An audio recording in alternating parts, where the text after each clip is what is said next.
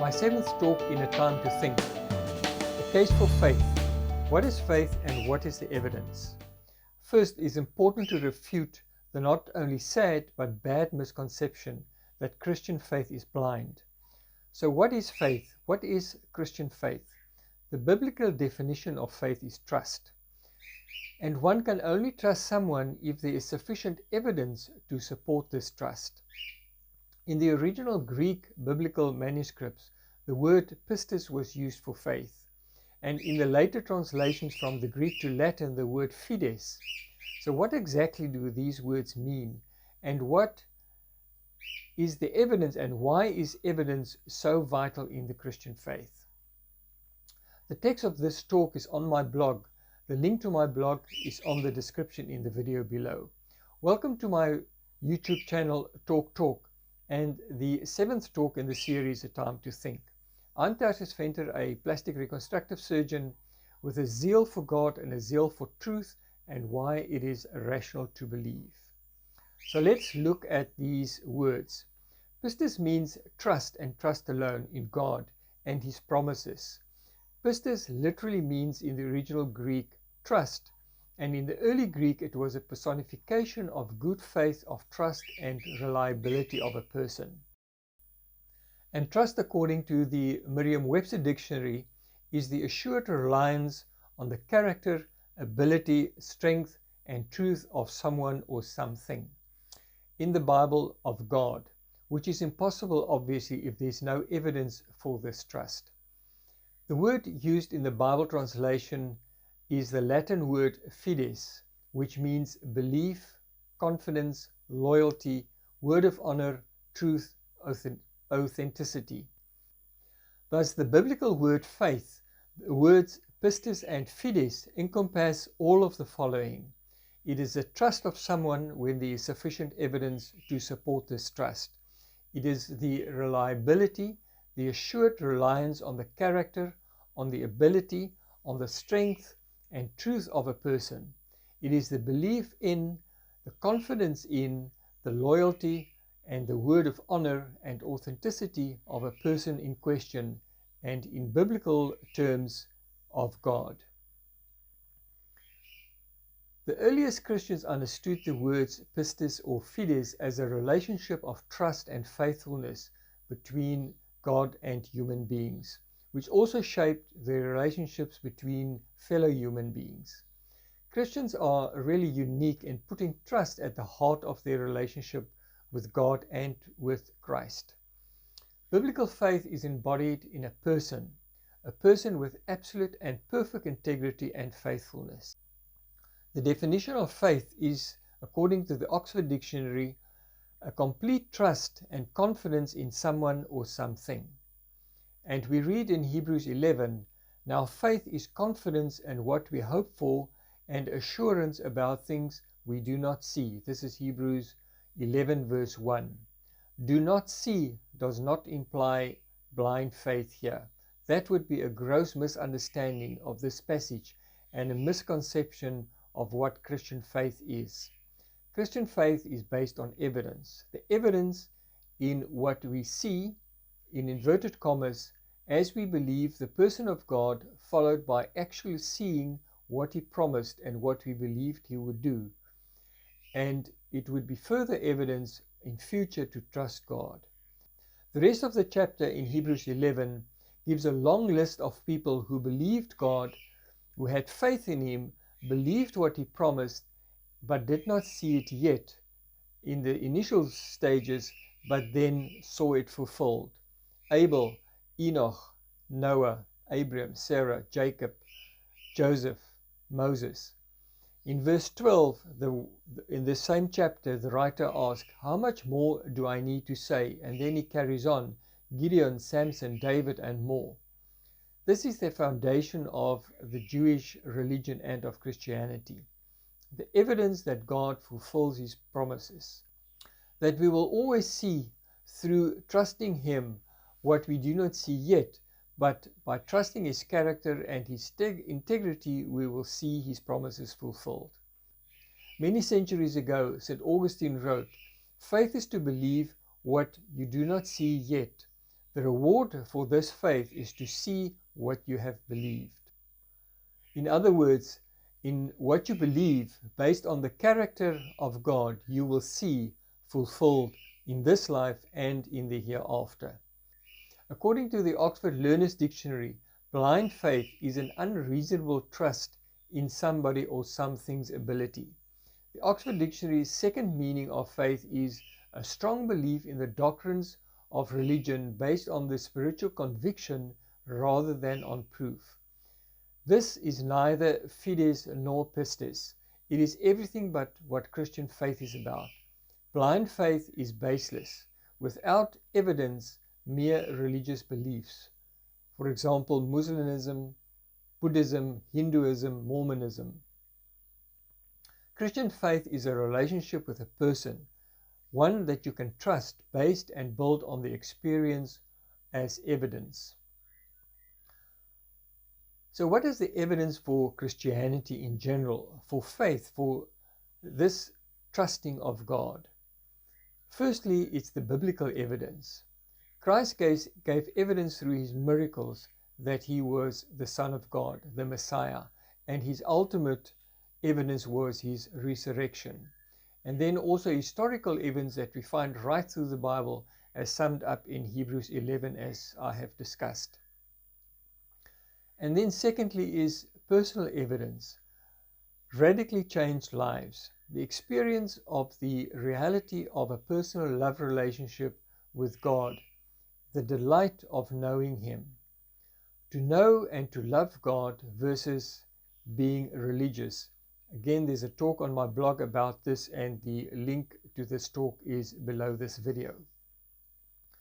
My own radical changed life.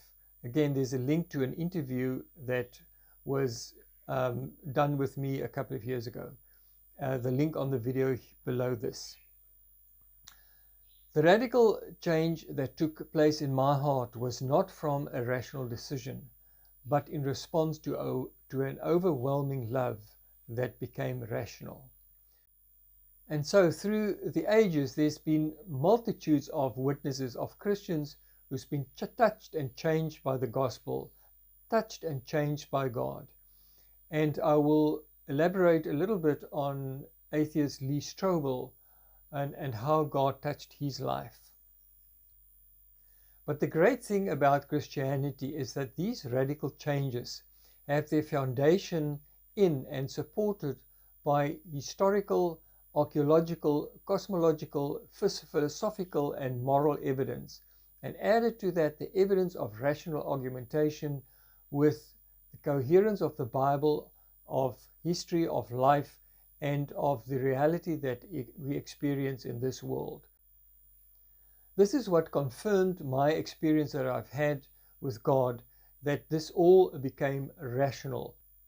Religious experiences are described under many situations and many religious situations, but I only find that in Christianity this can be supported by so much evidence, and it can become totally reliable and rational. So let's look a little bit closer to the biblical evidence. Christ continuously gave evidence through the miracles that he did.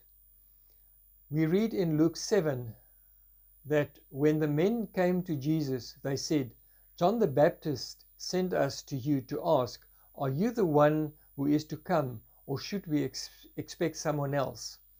Jesus replied to them, "Go back to John and tell him what you've seen and heard. The blind receive sight, the lame walk, those who have leprosy are cleaned, and the deaf hear. The dead are raised, and the good news is proclaimed to the poor." So Jesus gave them evidence of what has happened to tell John that he is the Messiah. And in John 20:30 we read, Jesus performed many other signs in the presence of his disciples, which are not recorded in this book. But these are written that you may believe that Jesus is the Messiah, the Son of God, and that by believing you may have life in his name. The ultimate evidence, obviously, was the resurrection. And this was the ultimate evidence for his divinity. You can also see my video on the facts of the resurrection, of which the link to this video is below. The apostles' evidence for what they believed and said was the miracles people saw in their lives and the explosive growth of the church at the time. And here again you can look at my video on the reliability of the biblical account of the life of Jesus, the link below. Christians to this day experience God's presence, faithfulness to His promises, signs and wonders and miracles in their lives as evidence for the living Christ living in their lives. And really, every time you would encounter the word faith in the Bible, in the Christian Bible, it can be replaced with the words an absolute trust in the person of God. Faith is a response to evidence, not rejoicing in the absence of evidence. Words by John Lennox, professor of mathematics at the Oxford University and fellow in mathematics and science philosophy, Green Templeton College. From a convinced atheist to a committed Christian, Lee Strobel, an award-winning legal editor of the Chicago Tribune newspaper and best-selling author of more than 20 books, described in his book, The Journey of Lee Strobel, as a journalist and a lawyer by nature, his investigation of Christianity. As an atheist, he thought that the idea of an all-knowing, almighty, all-present, all-loving God was just an absurd idea. God was created by men to help men living and coping in this hopeless world. He had a skeptical mindset, and in the newsroom where he worked, he would always wanted two sources of information before publication. He realized that he had no moral compass in life and lived a self-destructive life and a self-absorbed life. He lived for himself and became a drunk with doubtful moral behavior. He had no understanding of right and wrong. And Bertrand Russell, an atheist, words, if there is no God, there is no universal right and wrong. These words would resonate with him. He would destroy someone who got in his way, and it did not bother him. He felt enraged over the inability to find the elusive happiness in life. Then his wife became a Christian. She was agnostic and was befriended by Christians, and she came to know Christ. Strobel's response was, don't give them any money. Don't give the church any money. That's all they want. And don't ask me to go with you. I'm far too smart for that. Then he noticed the changes in his wife's life. She became winsome and attractive, and he wanted to know what was behind this. He decided to go to church with her. The pastor blew his misconception about Christianity. All fall short of God's standards. Does God feel far? And these words resonated in his heart, and he thought, yes, God does feel far. And then the pastor continued, that can all change through Christ, through a personal relationship with Him. He was touched by the words, but he remained an atheist and a skeptic. Strobel decided to investigate the credibility of Christianity, and he realized that if it would find it to be true, it would have huge implications for his life. But the truth was important. Was Christianity fact or fiction? He decided to take his journalism and legal training and systematically investigate the credibility of Christianity. He had 8 important questions that he investigated over an almost 2-year period. First question, how many witnesses were there at the time? Second question, who wrote the gospel accounts? Third, are the gospel accounts historical records, in other words, reliable? 4, is the idea of Christ as a deity just a legend? 5, how can we trust the oral tradition to pass on the facts from one person to the next? 6, would the disciples die for something that they knew was false, was a lie? 7, did Jesus fulfill the Old Testament prophecies? And 8, did Jesus rise from the dead? So question number 1, the number of witnesses that were there. This is always the first question a journalist would ask. He discovered that there were many witnesses to the events of the New Testament, and some eyewitnesses took the time to record their experiences and gave good historical evidence for their experience with Jesus. People like John, Matthew, Mark, James, Paul, and Luke. Second question, who wrote the gospel accounts? He discovered that there were good historical evidence that the gospel accounts were actually written by the names they bear. He realized that the authors took pains to record only what they believed to be true. Luke was a first century investigative reporter. He wrote in Luke 1 that he investigated the events, spoke to many witnesses, and wrote the accounts down in order. Peter said that they didn't make these stories up. They were eyewitnesses and wrote down what they saw. John wrote about what they had heard and seen and touched with their hands. Third question, are the gospel accounts historical records, in other words, reliable? Strobel used his training from Yale University to take a set of documents and apply legal tests of evidence to determine the credibility.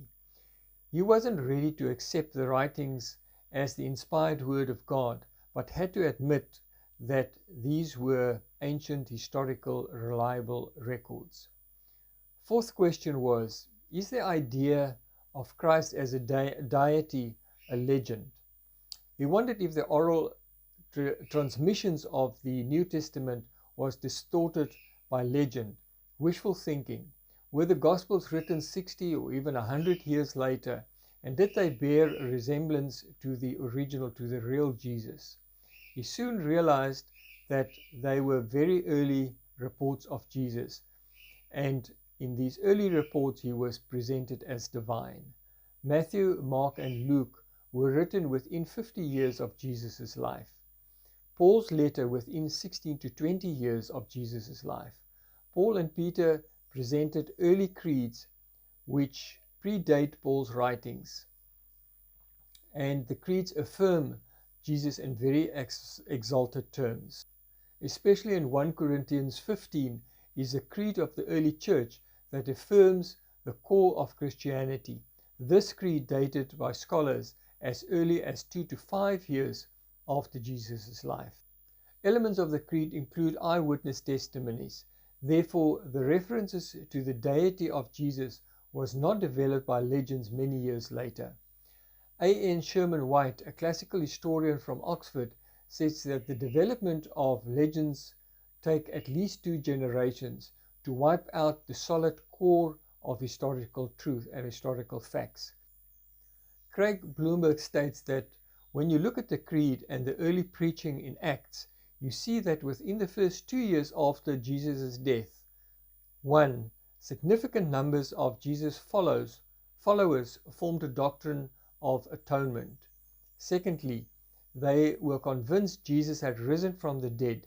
Thirdly, they associated Jesus with God. Fourthly, they believed they found support for these in the Old Testament.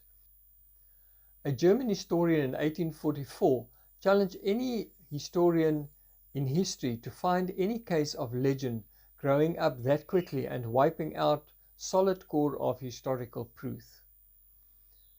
Fifthly, how can we trust the oral tradition to pass the facts on from one person to the next?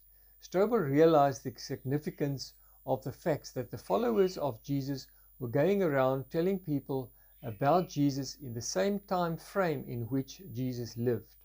F.F. Bruce wrote, if there was any tendency by the disciples to depart from the material facts in any way, the possible presence of hostile witnesses in the audience would have served to correct them. How could Christianity take root in the very city where Jesus died and rose again? If the disciples were saying false things about him, then the movement would have ended just there. In the historical record, the followers appealed to the common knowledge that their audience had about Jesus. Peter's message in Acts 2 said, when he spoke to the people, you all know what he did and that he rose. You all were eyewitnesses. Their response, they did not deny what Peter said. 3,000 people said to Peter, "What do you want us to do? We know we have put the Messiah to death."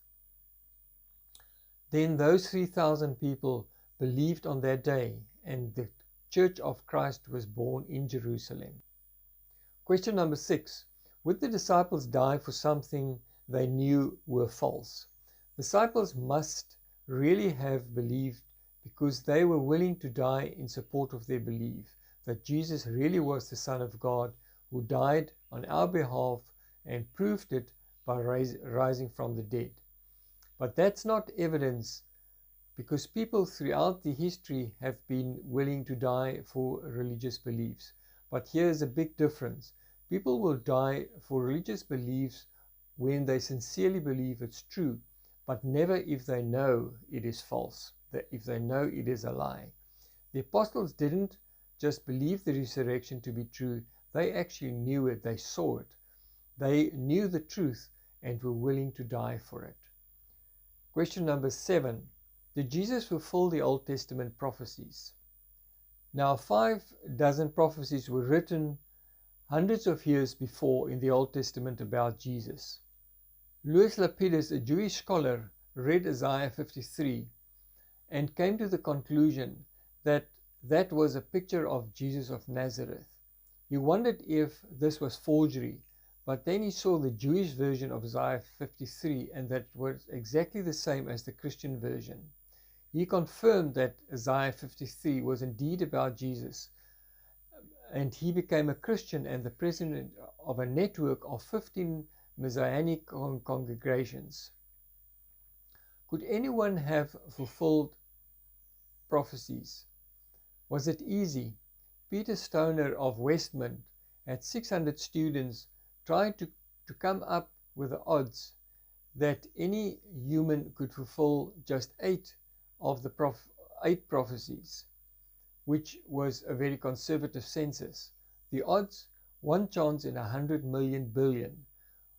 What about fulfilling 48 prophecies?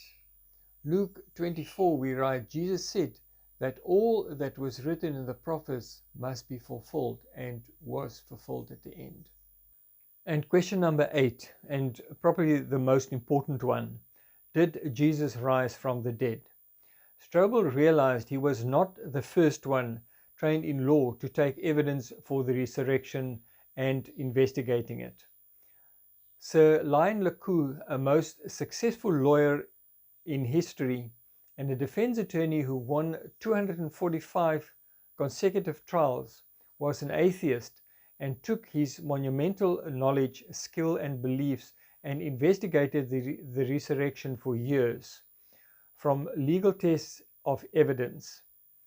And I quote him, "I say unequivocally that the evidence for the resurrection of Jesus Christ is so overwhelming that it compels acceptance by proof, which leaves absolutely no room for doubt.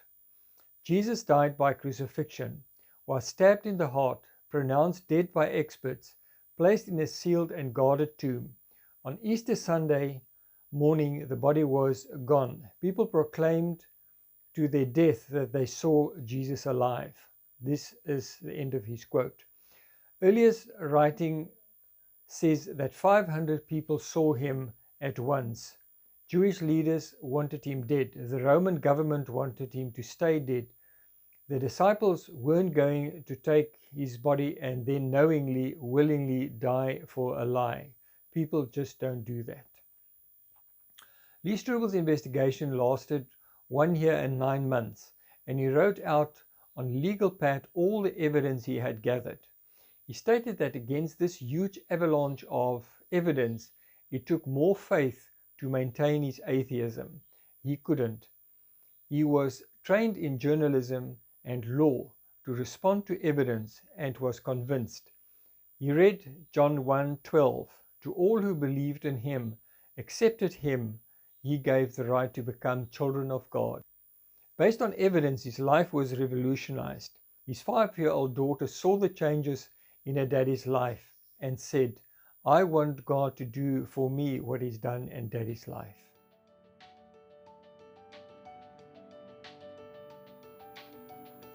If you find the video and the facts that we presented compelling, and convincing and useful for you, please give it a thumbs up and hit that subscribe button.